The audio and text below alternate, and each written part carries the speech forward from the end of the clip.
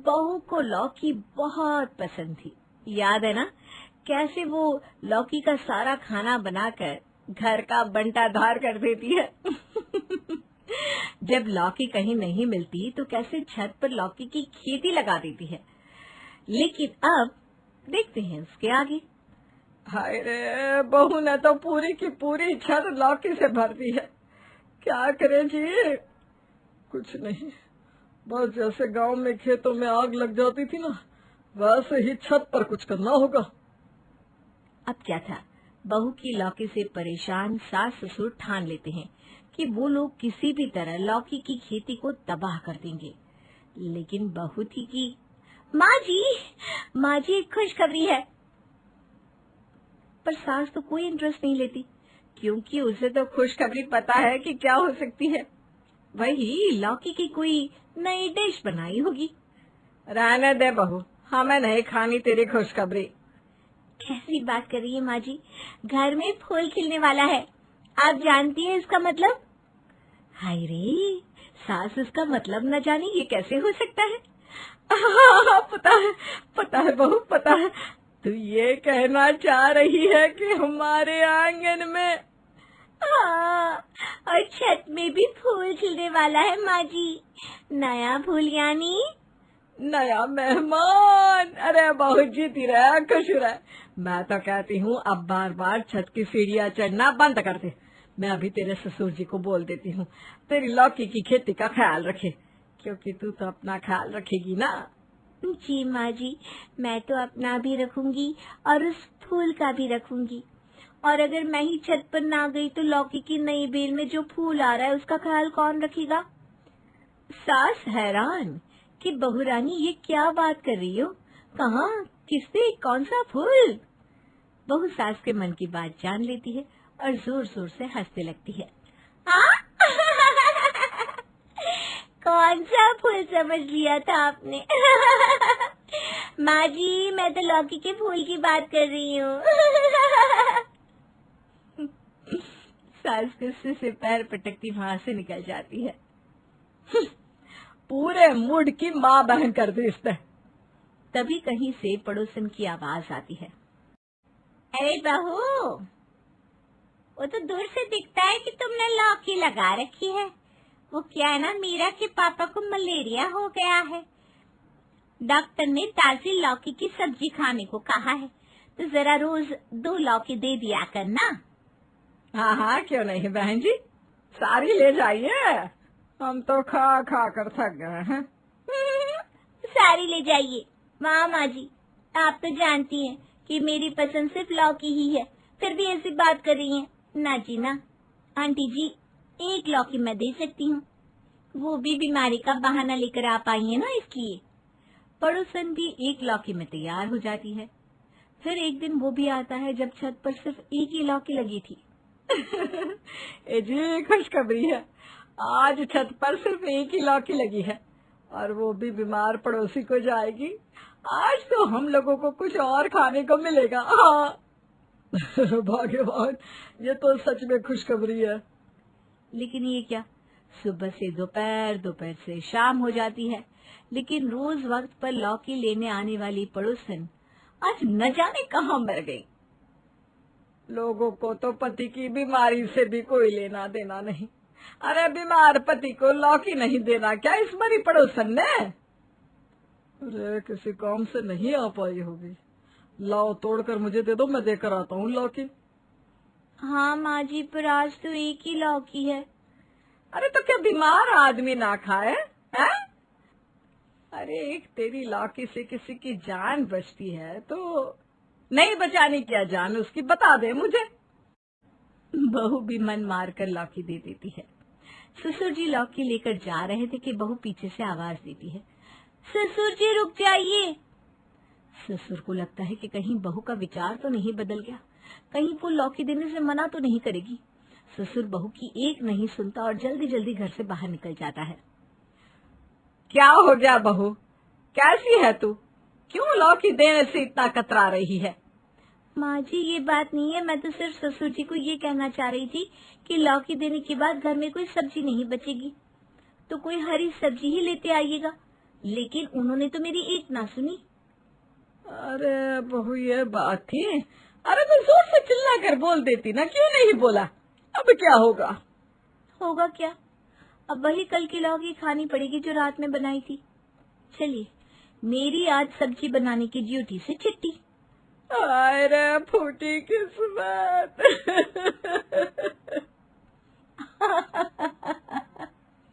कहते हैं ना, भाग्य में लिखी हो लौकी तो कहाँ से आए गोभी। कहावत भले ही सही ना लगे, लेकिन आप तो जनाब भाव पकड़िए कहानी का। अब अगले रोज, बहू वो सुमित के बॉस के घर खाना है, बुला रहे हैं हमें। याद है ना कौन से बॉस? आप लोगों को तो याद है ना, वो बॉस जिसकी बीवी को लौकी खिला खिलाकर इसने पति की नौकरी छुड़वा दी थी। लेकिन सरकारी नौकरी लगने के बाद हमारी तोरी बहू के पति का एक्स बॉस भी ठीक हो गया था। अब आगे। हाँ हाँ, क्यों नहीं, उनके घर तो जाना ही चाहिए खाना खाने के लिए। लेकिन सुनिए जी, जैसे उन लोगों ने शर्त रखी थी ना, खाने में लौकी नहीं होनी चाहिए, आप भी बोल दो साफ साफ, लौकी के बिना कुछ नहीं बनना चाहिए। आखिर अब हम लोग भी तो बराबर के हो गए हैं, क्यों? खैर, बात हो जाती है और ये परिवार जाता है बॉस के घर खाना खाने के लिए। अरे भाभी जी आइए आइए, कैसी हैं आप? अब भी आप लौकी ही खाती हैं या आपके शौक बदले थोड़े थोड़े? तोरी बहू तो पूरी ऐंठ में थी, वो किसी से कम थोड़ी ना थी। मेरे शौक क्यों बदले? शौक बदले मेरे दुश्मन के। वैसे खाने में लौकी है ना? हाँ हाँ भाभी जी, मुझे याद है, आपने तो मुझे पानी भी लौकी के फ्लेवर का पिलाया था, तो आपको मैं कैसे लौकी से दूर रख सकती हूँ? सभी खाना खाते हैं। सास धीरे से पति को कहती है, देखो जी कितना अच्छा है ना, कम से कम इसी बहाने लौकी से तो छुटकारा मिला। सही बात है भाग्यवान, मैं तो लौकी की ओर देख भी नहीं रहा हूँ। अरे भाभी जी, आपके लिए स्पेशल लौकी बनाई है मैंने। वो क्या है ना, इसलिए थोड़ी सी ही बनाई क्योंकि कोई और तो खाता भी नहीं। ये सस्ती सी गरीबों वाली सब्जी है ना, इसलिए। अच्छा, सस्ती ही सही, लेकिन सेहत के लिए लाजवाब है लौकी। ना खाए कोई मेरी बला से। लाइए, मुझे पकड़ाइए ये डोंगा। बस फिर क्या था, लग जाता है खाना। सब खाना पीना खाकर जा रहे थे कि बॉस की बीवी जोर जोर से हंसने लगती है।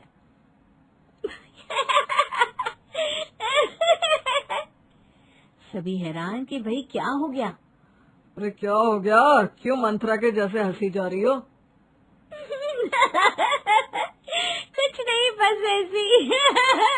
अच्छा आना फिर, ओके। सभी घर आते हैं, रात होती है और सभी सो जाते हैं कि अचानक से, हाय रे मेरा पेट क्या हो गया, क्या हो गया? अरे क्या हो गया, रो क्यों रही हो? पता नहीं क्या हो गया, पेट दर्द के मारे फटा जा रहा है। न जाने उस बॉस की बीवी ने क्या क्या मिला रखा था खाने में। उन पर क्यों शक कर रही हो? भाभी जी ने तो तुम्हारे लिए स्पेशल लौकी बना रखी थी। लेकिन जाते वक्त उनकी हंसी सब बता रही थी। कैसे कैसे उन्होंने पिछली बार का बदला लिया। हाय रे मेरा पेट, डॉक्टर के पास ले चलो। पति बीवी को लेकर डॉक्टर के पास जाता है, जहाँ इनको किसी चीज में मिलाकर जमाल घोटा दिया गया है। अब तो 2 दिन तक इनका पेट अपसेट ही रहेगा। लग रहा है किसी ने बदला लिया है किसी बात का। लेकिन जिस भी चीज में मिलाकर खिलाया गया है ना, वो अब ये कम से कम 4 महीने ना खाए, वरना इन्फेक्शन बढ़ सकता है। मैं ना कहती थी, तुम्हारे बॉस की बीवी ने ही बदला लिया है, लौकी में जमाल घोटा मिला कर। अच्छा, लौकी में मिलाया था, तो लौकी 4 महीने नहीं खाने। हाँ, घर आकर पति माँ और पिता को सारी बात बताता है। माँ दौड़कर किचन में जा रही थी कि, कहाँ जा रही है माँ जी? वो कल लौकी नहीं बनेगी ना, तो छोले भिगो देती हूँ बहू, कल तो हम छोले भटूरे खाएंगे जी। वैसे तो नूपुर हर काम में निपुण थी, पर उसकी एक छोटी और बहुत बुरी आदत थी, और वो थी सफेद झूठ बोलने की। अक्सर नूपुर खुद को बचाने के लिए साफ साफ झूठ बोल दिया करती थी। ऐसी ही एक रात की बात है। सभी लोग अपने कमरे में सो रहे होते हैं और नूपुर अंधेरे में फ्रिज से आइसक्रीम निकाल कर खा रही होती है। तभी वहां उसकी ननद नीतू आ जाती है। भाभी, ये आप ही हो ना जो आइसक्रीम चुरा कर खा रही है? हे भगवान, मैं तो पकड़ी गई, अब क्या करूं?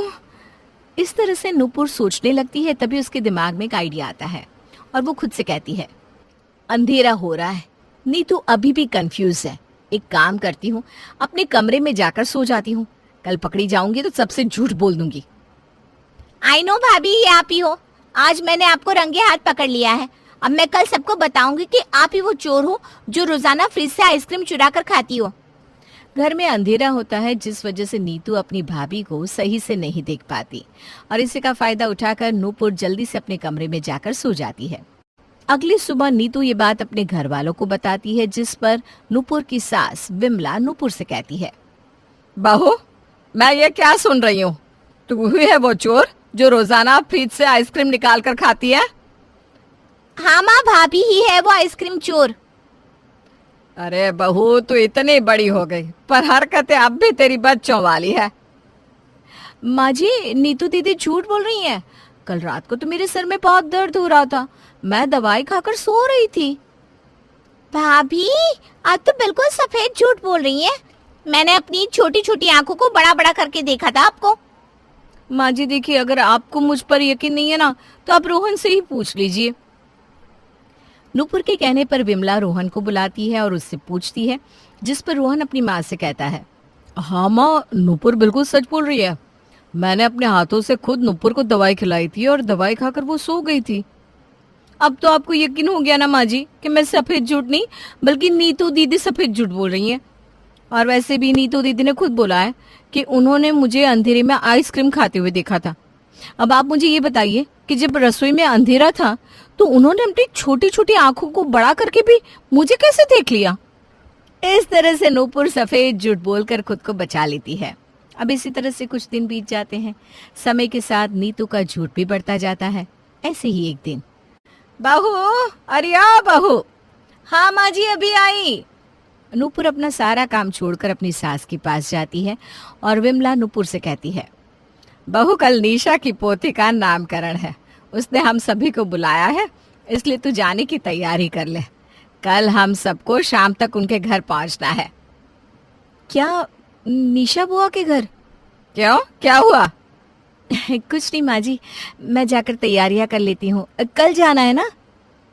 इस तरह से नूपुर जाने की सारी तैयारियां कर लेती है, पर जब जाने का समय आता है तो निशा मन ही मन बोलती है, हे भगवान, निशा बुआ कितना पकाती है और उनकी बहू कितना फेंकती है। अब कैसे खुद को बचाऊं? एक काम करती हूँ, झूठ बोल देती हूँ कि मेरी तबीयत ठीक नहीं है, मैं नहीं आ पाऊंगी। अब जब सब जाने की तैयारी करने लगते हैं तभी नूपुर जोर से चिल्लाती है। नूपुर की आवाज सुनकर सब नूपुर के पास पहुंचते हैं और विमला कहती है, क्या हुआ बहू, तू अपना पैर पकड़कर जमीन पर क्यों बैठी है? अब मैं आपको क्या बताऊं माँ जी, खड़े खड़े मुझे चक्कर आ गया और मैं बेड से नीचे गिर गई। भाभी, आप क्यों सफेद झूठ बोल रही हो? खड़े खड़े आपको चक्कर आ गया और आप बेड से नीचे गिर गई। अरे भला, आप बेड से नीचे कैसे गिर सकती हैं? वो दरअसल मैं बेड पर खड़ी होकर अपनी फैमिली फोटो साफ कर रही थी, तभी मुझे चक्कर आ गया। लगता है मेरा पैर भी टूट गया, मुझसे तो खड़ा भी नहीं हुआ जा रहा। माँ जी, आप सब चले जाइए, मैं नहीं जा पाऊंगी। माँ, लगता है नूपुर के पैर में मोच आ गई है। आप एक काम कीजिए, आप नीतू के साथ जाइए, मैं घर में रहकर नूपुर का ख्याल रखूंगा। इस तरह से नूपुर एक बार फिर से सफेद झूठ बोलती है, पर कहते हैं ना, झूठ के पैर नहीं होते। नूपुर झूठ बोलकर घर में रुक तो जाती है, पर कुछ ही देर में रोहन को नूपुर के झूठ का पता चल जाता है। जब नूपुर खाना बनाने के लिए किचन में जाने लगती है। नूपुर, तुम्हारे पैरों में तो मोच आ रखी थी ना? हे भगवान, मैं तो पकड़ी गई, अब क्या करूं? नूपुर सोच ही रही होती है कि वो खुद को कैसे बचाए कि तभी रोहन उससे कहता है, नूपुर, तुमने हम सबसे झूठ बोला, सफेद झूठ। अब नूपुर की सच्चाई रोहन के सामने आ चुकी थी। नूपुर खुद को बचाने के लिए एक और सफेद झूठ बोलती है। रोहन जी, आपने सही बोला कि मैं अपने पैरों पर खड़ी हूँ, पर सच कहूँ ये चमत्कार हो गया है। दवाई की असर कितनी जल्दी हो गई मुझ पर, आप भी देख रहे हैं ना। मुझे तो सच में यकीन नहीं हो रहा कि ये कैसे हो गया। दवाई? पर तुमने दवाई कब ली? अरे जब आप वॉशरूम में गए थे तब मैंने दवाई ली थी। ये सब छोड़िए, अब आपको भूख लगी है ना, मैं आपके लिए खाना लेकर आती हूँ। इस तरह से नूपुर एक बार फिर सफेद झूठ बोलकर खुद को बचा लेती है। पर झूठ की उम्र ज्यादा लंबी नहीं होती जनाब। इसी तरह से कुछ दिन बीत जाते हैं और एक बार फिर नूपुर सबके सामने सफेद झूठ बोलती है। पर इस बार नीतू ठान लेती है कि वो अपनी भाभी को सबक सिखा कर रहेगी। अब नीतू अपनी माँ के साथ मिलकर एक छोटा सा प्लान बनाती है और विमला तबीयत खराब होने का नाटक करती है। बहू, मुझे ना तबीयत कुछ ठीक नहीं लग रही। ऐसा लगता है जैसे मुझे बुखार है। क्या तुम मुझे बुखार की कोई दवाई दे सकती है? हाँ हाँ माँ जी, आप आराम कीजिए, मैं अभी आपके लिए दवाई और ठंडी पट्टी लेकर आती हूँ। नूपुर जल्दी से ठंडी पट्टी और बुखार की दवाई लेकर आती है, पर विमला ठंडी पट्टी करने से मना कर देती है और नूपुर अपनी सास को दवाई देकर घर के कामों में बिजी हो जाती है। जब विमला रोहन को ऑफिस जाता हुआ देखती है तो जल्दी से दूसरी दवाई लेकर रोहन के पास जाती है और कहती है, बेटा, मेरी तबीयत कुछ ठीक नहीं लग रही। बहू से दवाई मांगी तो उसने मुझे ये दवाई दी, पर बेचारी मुझे बताना ही भूल गई कि इसे खाते कैसे हैं और कितनी खानी होती है। रोहन दवाई देखकर गुस्से में लाल हो जाता है और नूपुर को बुलाता है। नूपुर, तुमने मेरी माँ को जहर दिया, तुम मेरी माँ को मारना चाहती हो। पर रोहन जी, मैंने तो माँ जी को बुखार की दवाई दी थी। माँ जी के पास ये जहर की शीशी कहाँ से आ गई, मुझे नहीं पता। बहू सरासर झूठ बोल रही है। अरे अभी कुछ समय पहले तू नहीं तो मुझे ये दवाई दी थी। माँ जी, सफेद झूठ मैं नहीं, आप बोल रही हो। पर मुझे ये समझ में नहीं आ रहा कि आप ऐसा क्यों कर रही हो। तेरी अनपढ़ सास में हमेशा मैंने तुझे अपनी पलकों पर बिठा कर रखा और आज मुझे तू कह रही है कि मैं सफेद झूठ बोल रही हूँ। तू सही कहती थी नीतू कि तेरी भाभी सफेद झूठ आसानी से बोल लेती है। इस तरह से विमला झूठ बोलकर रोने लगती है और रोहन अपनी माँ की बातों में आ जाता है। पर विमला के कहने पर रोहन नूपुर को माफ कर देता है और जब रोहन ऑफिस के लिए चला जाता है तो विमला नूपुर से कहती है, मुझे माफ करना बहू, मैंने आज पहली बार झूठ बोला और आज पहली बार मेरी वजह से तुझे रोहन ने इतना डांटा। पर माँ जी, आपने सफेद झूठ क्यों बोला? आपको पता है ना, इससे मेरा और रोहन जी का रिश्ता भी टूट सकता था। तभी वहां नीतू आ जाती है। भाभी, ये सब बस एक नाटक था ताकि आपको सबक सिखाया जा सके और आप सफेद झूठ बोलना बंद कर सको। और इस नाटक के बाद नूपुर को अपनी गलती का एहसास हो जाता है, जिसके बाद नूपुर फिर कभी सफेद झूठ तो क्या, लाल, हरा, नीला, पीला कोई भी झूठ नहीं बोलती। शिल्पी और प्रणव की शादी को अभी 1 ही साल हुआ था। शिल्पी के 2 भाई थे, माधव और राघव, लेकिन प्रणव अपने घर का इकलौता बेटा था। शिल्पी बार बार अपने मायके जाया करती थी। प्रणव के कई बार समझाने पर भी शिल्पी को ये बात समझ में नहीं आ रही थी कि जरूरत से ज्यादा मायके जाने से मायके में प्रॉब्लम आ सकती है। क्या शिल्पी, तुम 1 साल में कम से कम 10 बार मायके जा चुकी हो। अरे, लोकल मायका होने का फायदा तो होगा ही ना। और वैसे भी मायके जाती हो तो काम भी नहीं करना पड़ता ना, सारा काम भाभियां कर लेती है। ऊपर से गॉसिप हो जाती है, वो अलग। गॉसिप? कैसी गॉसिप शिल्पी? अरे प्रणव, 2 भाभियां है ना, तो कुछ ना कुछ चलता ही रहता है। अभी कल की ही बात सुनो, बड़ी भाभी अपने लिए ज्वेलरी खरीद कर लाई और मम्मी को बताया ही नहीं। तो क्या? तो क्या मतलब? अरे दोनों भाइयों का बिजनेस साथ में है, ऐसे में अगर एक भाभी महंगी ज्वेलरी खरीदेंगी तो दूसरी को प्रॉब्लम नहीं होगी क्या? हाँ तो ठीक है ना, दूसरी भाभी को नहीं बताना चाहिए, वरना दोनों में वैसे ही झगड़ा हो जाएगा। अरे झगड़े की क्या बात है, मैंने तो अपनी छोटी भाभी को बस ये सलाह दी कि अगर बड़ी भाभी अपने लिए गहने ला सकती है तो उनका भी पूरा अधिकार बनता है अपने लिए गहने लाने का। ये तुमने ठीक नहीं किया शिल्पी। अरे लेकिन इस पे गलत क्या है? अरे अभी नहीं, तुम्हें बाद में चलेगा कि इसमें गलत क्या है। प्रणव अपनी पत्नी शिल्पी को समझाने की बहुत कोशिश करता है, लेकिन शिल्पी की समझ में कोई बात नहीं आती। वो बार बार अपने मायके जाती रहती है और वहां जाकर कुछ न कुछ गॉसिप करती रहती है। एक दिन जब शिल्पी गई हुई थी और वापस लौटी तो उसकी सास रमा ने उसे अपने पास बुलाया। शिल्पी बेटा, जरा इधर तो आओ मेरे पास। जी मम्मी जी, क्या हुआ बताइए ना। आज शॉपिंग किस लिए करके आई हो, कुछ खास है क्या? हाँ मम्मी जी, मेरी छोटी भाभी का बर्थडे है तो मैं उनके लिए गिफ्ट लेकर आई थी। कल सुबह मायके जा रही हूँ ना। कोई जरूरत नहीं है बात बात पर मायके जाने की। लेकिन मम्मी जी अचानक क्या हुआ? कुछ नहीं हुआ, बस ऐसे ही नहीं जाना, मैंने कहा ना इसलिए। अरे मम्मी जी, मैं शाम तक लौट आऊंगी ना। नहीं बहू, अब से तुम ये बार बार बात बात पर मायके नहीं जाओगी। अपनी सास की बात सुनकर शिल्पी नाराज हो जाती है और मुंह फुलाकर बैठ जाती है। शाम को जब प्रणव ऑफिस से लौट कर आता है तो शिल्पी को नाराज देखकर उसे कुछ समझ में नहीं आता। वो शिल्पी से इसकी वजह पूछता है और शिल्पी उसे अपनी सास की सारी बात बता देती है।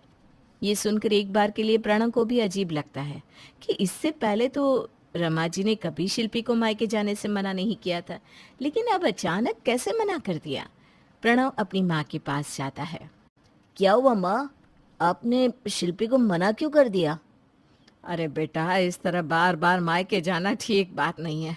अब अच्छा थोड़ी ना लगता है कि हमारी बहू रोज रोज अपने घर जाकर बैठ जाए। क्या बात है मम्मी, कुछ हुआ है क्या? अभी तक तो कुछ नहीं हुआ बेटा, लेकिन कल को कुछ हुआ तो तुम्हें अच्छा नहीं लगेगा। लेकिन बात क्या है मम्मी? अरे बेटा, मैंने कहा ना वो नहीं जाएगी मायके, तो नहीं जाएगी। इस तरह रमा जी के मना करने पर शिल्पी अपने मायके नहीं जाती, लेकिन अब वो सारा दिन फोन पे अपने मायके वालों से बात करती रहती और इस बात का पता रमा जी को चल जाता है। वो कई बार इस बात के लिए शिल्पी को रोकने की कोशिश भी करती है, लेकिन वो समझती ही नहीं। आखिर में रमा जी थक जाती है और शिल्पी से कुछ कहना ही बंद कर देती है। कुछ महीनों के बाद एक दिन सुबह के वक्त शिल्पी अपनी सास के पास आती है। मम्मी जी, अब तो पूरे 2 महीने हो चुके हैं, मुझे अपने घर जाना है।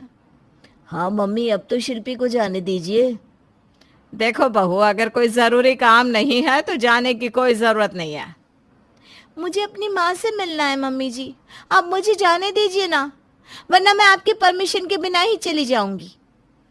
इस बार रमा जी के लिए शिल्पी को रोकना मुश्किल हो जाता है और वो उसे जाने देती है।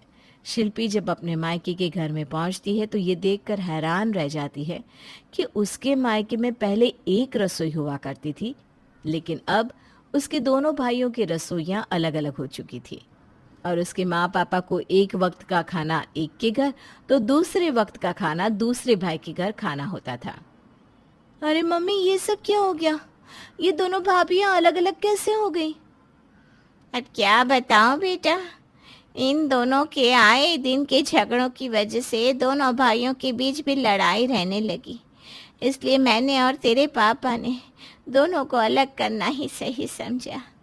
मम्मी, अगर मैं सही टाइम पे यहाँ आ जाती ना तो मेरे मायके का बंटवारा नहीं होता, लेकिन मेरी सास ने मुझे पिछले 2 महीने से आने ही नहीं दिया। बेटा, पता नहीं हमारे हंसते खेलते परिवार को क्या हो गया। अरे कुछ दिन पहले तक सब कितने प्यार से रह रहे थे, अब देखो सब अलग अलग हो गए। मम्मी, आप कहो तो मैं भाभी से बात करती हूँ। नहीं बेटा, कोई फायदा नहीं अब बात करने का। अभी तू जाएगी तो तुझे भी उल्टा सीधा सुना देगी। मम्मी, साफ साफ बताओ ना, आखिर हुआ क्या है? तेरी दोनों भाभी आपस में लड़ रही थी, इसकी बात उधर, उसकी बात इधर, जाने कैसे दोनों के अंदर की बातें एक दूसरे तक पहुंच गई। मेरे तो कुछ समझ में नहीं आ रहा कि ये कैसे हुआ। अब शिल्पी को इस बात का एहसास हो जाता है कि कई बातें तो उसने ही एक दूसरे तक पहुंचाई थी, इसलिए वो चुपचाप वहां से अपने ससुराल आ जाती है। सास और प्रणव के पूछने पर भी शिल्पी कुछ नहीं कहती, क्योंकि उसे अपनी गलती का एहसास हो चुका था। अब शिल्पी अपने मायके जाना छोड़ देती है और ये देखकर रमा जी और प्रणव को आश्चर्य होता है। प्रणव और रमा जी के कहने पर भी शिल्पी अपने मायके नहीं जाती। एक दिन रमा जी शिल्पी को अपने पास बुलाती हैं और उसे एक बात बताती है, जिसे सुनकर शिल्पी हैरान रह जाती है। उसे अपनी गलती का एहसास भी होता है और ये भी पता चल जाता है कि रमा जी पहले उसे मायके जाने से क्यों रोक रही थी। आगे क्या हुआ? शिल्पी मायके गई या फिर मायके जाना ही छोड़ दिया? देखेंगे इस कहानी के अगले भाग में। बहू, अरे आ बहू। हाँ माँ जी, अभी आई। नूपुर अपना सारा काम छोड़कर अपनी सास के पास जाती है और विमला नूपुर से कहती है, बहू कल निशा की पोती का नामकरण है, उसने हम सभी को बुलाया है, इसलिए तू जाने की तैयारी कर ले। कल हम सबको शाम तक उनके घर पहुंचना है। क्या निशा बुआ के घर? क्यों, क्या हुआ? कुछ नहीं माँ जी, मैं जाकर तैयारियां कर लेती हूँ, कल जाना है ना। इस तरह से नूपुर जाने की सारी तैयारियां कर लेती है, पर जब जाने का समय आता है तो निशा मन ही मन बोलती है, हे भगवान, निशा बुआ कितना पकाती है और उनकी बहू कितना फेंकती है, अब कैसे खुद को बचाऊं? एक काम करती हूँ, झूठ बोल देती हूँ कि मेरी तबीयत ठीक नहीं है। मैं नहीं आ पाऊंगी। अब जब सब जाने की तैयारी करने लगते हैं तभी नूपुर जोर से चिल्लाती है। पिछले भाग में हमने देखा कि कैसे कालिंदी को उसकी सास इंदु उसके मायके के दोनों भाइयों से अपना हक पाने के लिए भड़काती है और कालिंदी भी भड़क जाती है और मायके जाकर दोनों भाइयों में फूट डालने की कोशिश करती है, लेकिन वैसा हो नहीं पाता। अब मायके का बंटवारा करने आई कालिंदी क्या अपने गलत मंसूबों को पूरा करने में कामयाब हो पाएगी? आइए देखते हैं। माँ जी, जल्दी से बताइए ना, क्या करूं और क्या नहीं। मुझे जल्द से जल्द अपना हिस्सा लेके यहाँ से रफू चक्कर होना है। 2 दिन बाद कान्हा का जन्मदिन है। अरे वाह, ये तो बहुत ही अच्छा मौका है। कालिंदी बहू, इस मौके को अपने हाथ से जाने मत देना। तुझे अब अपने दोनों भाइयों के बच्चों को टारगेट पर रखना है और उनके नाम पे लड़वाना है, समझ गई? ओके ठीक है। आधी ही रेसिपी बताओगी क्या? पूरी रेसिपी बता दो ना, कैसे लड़ाऊं और कैसे टारगेट कराऊं। अरे समधी और समधन जी कान्हा को कुछ ना कुछ तोहफा तो देंगे ही, और उसके बाद और इस तरह इंदु कालिंदी को अच्छे से पट्टी पढ़ाती है। कान्हा के जन्मदिन के अवसर पर कविता और इंद्रजीत अपने गांव की जमीन को कान्हा के नाम पर करने का फैसला लेते हैं। तभी कालिंदी विक्रम के पास जाकर कहती है, विक्रम भाई ये लीजिए आपकी फेवरेट कोल्ड कॉफ़ी। अरे थैंक यू कालिंदी, आओ बैठो ना। विक्रम भाई, आपको पता है कान्हा के जन्मदिन पर माँ और पापा गांव की ज़मीन को उसके नाम पर करने वाले हैं।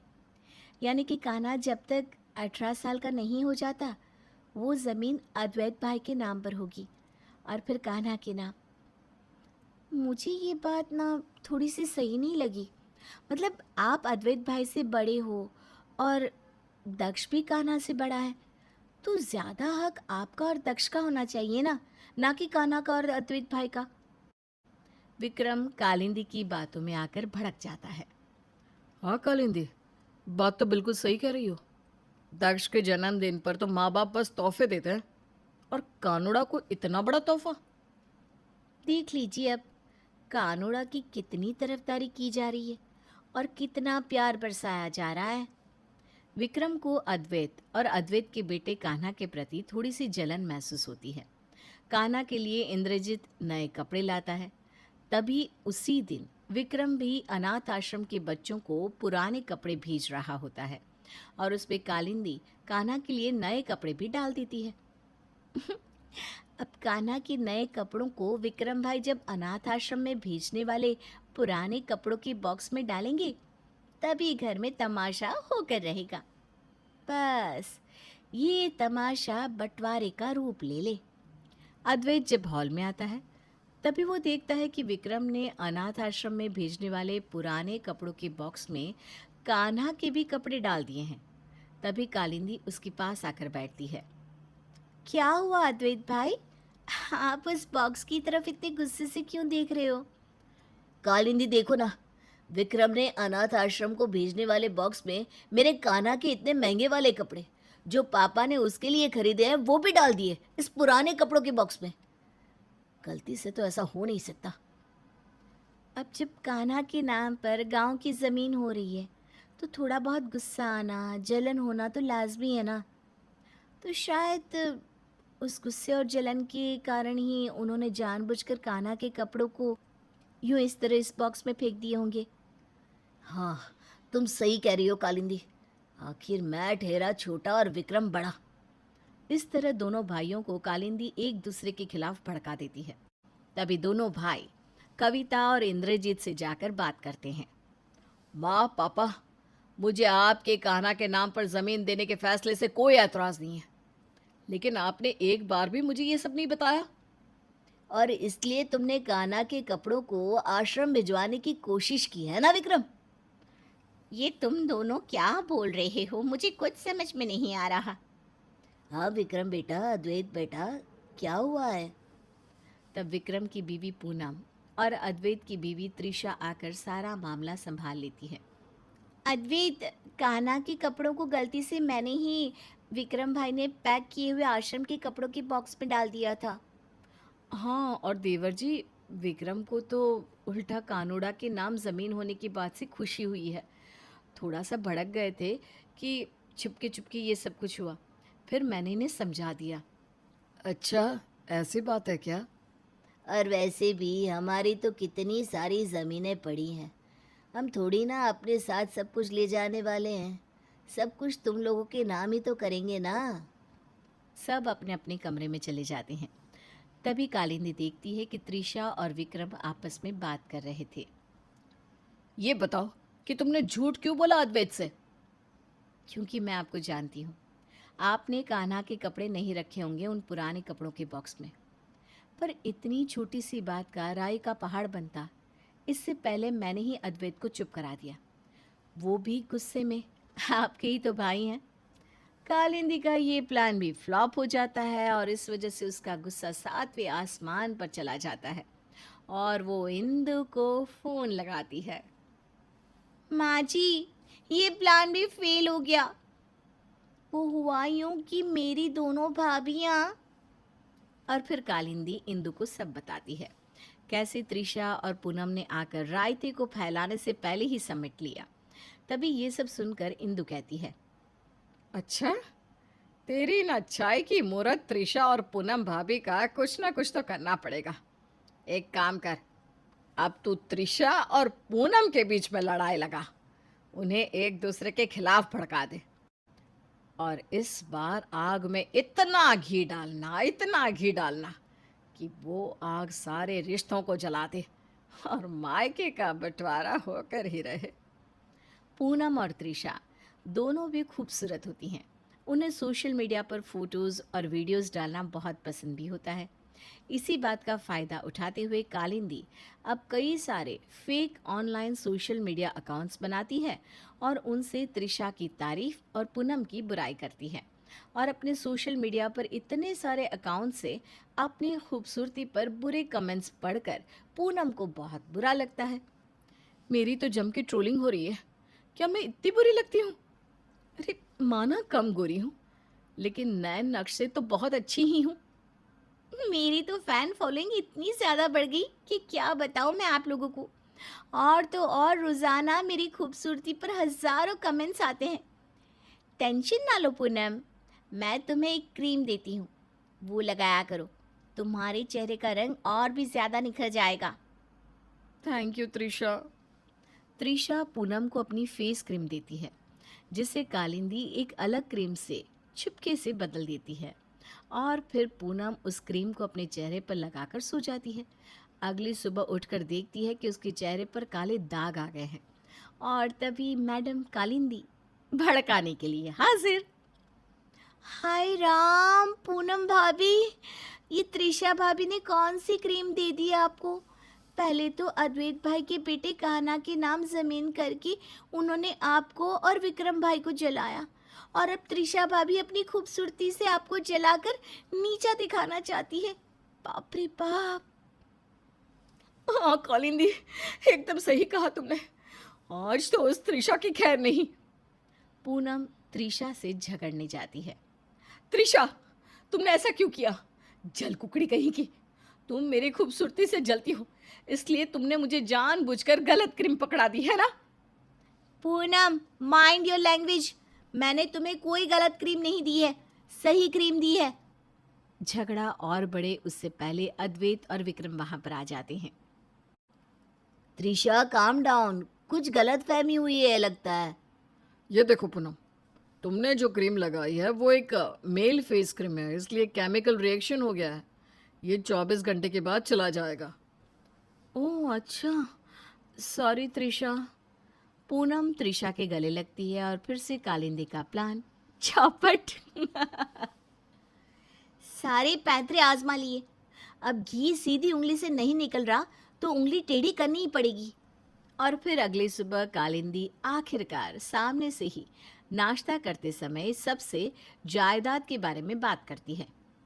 माँ, पापा, अद्वैत भाई, विक्रम भाई, अब हमारी इतनी सारी प्रॉपर्टी है, तो मैं सोच रही थी कि अब काफ़ी टाइम हो गया है तो मुझे भी मेरा हिस्सा मिल जाता। तो मेरे कहने का मतलब यह है कि अगर मुझे अभी हिस्सा मिल जाता तो मैं उसका इस्तेमाल कर पाती ना, ब्यूटी पार्लर खोलती। और फिर कालिंदी कह ही रही होती है कि तभी कविता का फ़ोन बजता है। वो होता है मिहिर का कॉल। अरे ये क्या, दामाद जी का फ़ोन? हाँ हाँ बोलिए दामाद जी। मम्मी जी, एक्चुअली क्रिश की तबीयत अचानक से बहुत ख़राब हो गई है, इसलिए मैं उसे आधी ट्रिप से सीधे घर लेकर आया हूँ। तो आप प्लीज़ अभी के अभी कालिंदी को भेज दीजिए ना यहाँ पर। हे भगवान, ठीक है ठीक है, क्रिश लल्ला का ख्याल रखिएगा।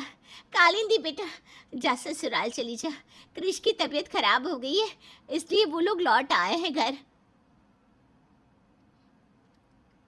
तुम जो कह रही थी हम उस पर फिर कभी बात करेंगे, ठीक है बेटा? लेकिन पापा वो। अरे कालिंदी जल्दी करो, मैं तुम्हें ड्रॉप कर देता हूँ। अपना सामान पैक करो फटाफट।